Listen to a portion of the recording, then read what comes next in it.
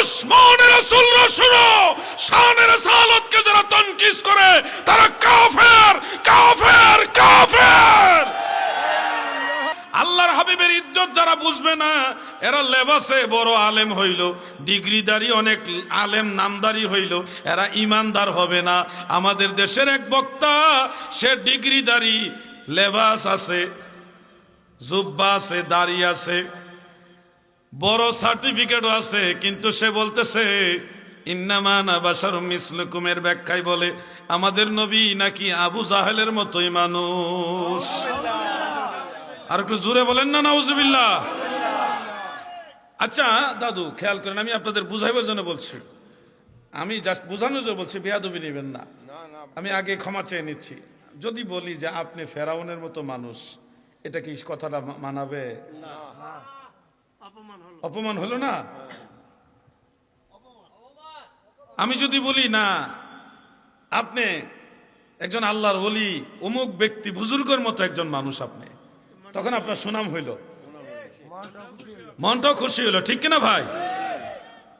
এই লোক, সে ডিগ্রি অর্জন করেছে, বড় বড় কিতাবও পড়েছে, তার লেবাসও ভালো, দাড়ি টুপি জুব্বা আছে, সবই আছে, কিন্তু আল্লাহর রসুলের ব্যাপারে শব্দ চয়ন করতে গিয়ে মদিনাওয়ালাকে আবু জাহালের সাথে যখন তুলনা দিয়েছে, সাথে সাথে সে কাফের হয়ে গেছে, ঠিক কিনা বলেন?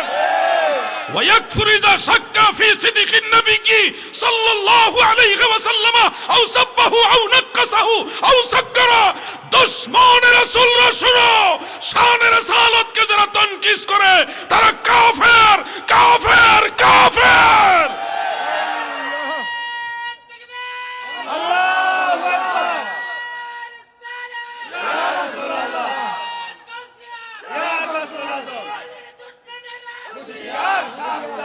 আমার দয়াল নবীজিকে কোন কাফের মুশরিকের সাথে তুলনা দেওয়া তো দূরের কথা, আমার দয়াল নবীজি এমন মহাসম্মানিত, কোন নবী রাসূলও আমাদের নবীর সমান না, কোন নবী কোন রাসূলও আমাদের নবীর মতো না, কারো সাথে তুলনা নাই, কোন মাখলুকাতের কারো সাথে নবীজিকে তুলনা দেওয়া যাবে না।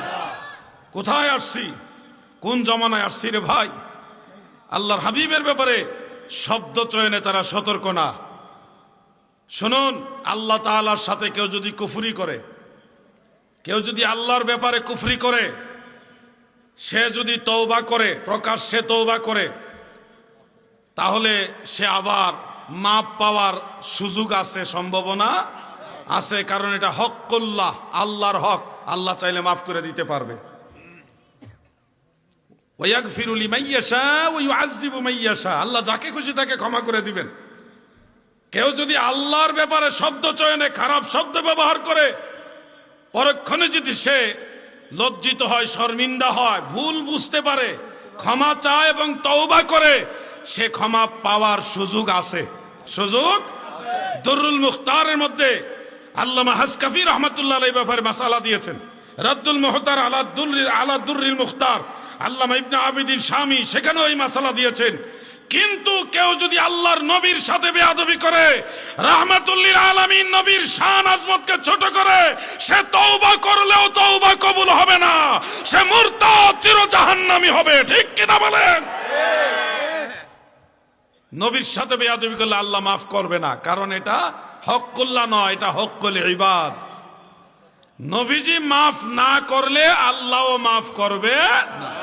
এই জন্য নবীজির সাথে কেউ বেয়াদবি করলে এইখানে আর কোনো কনসিডার চলবে না।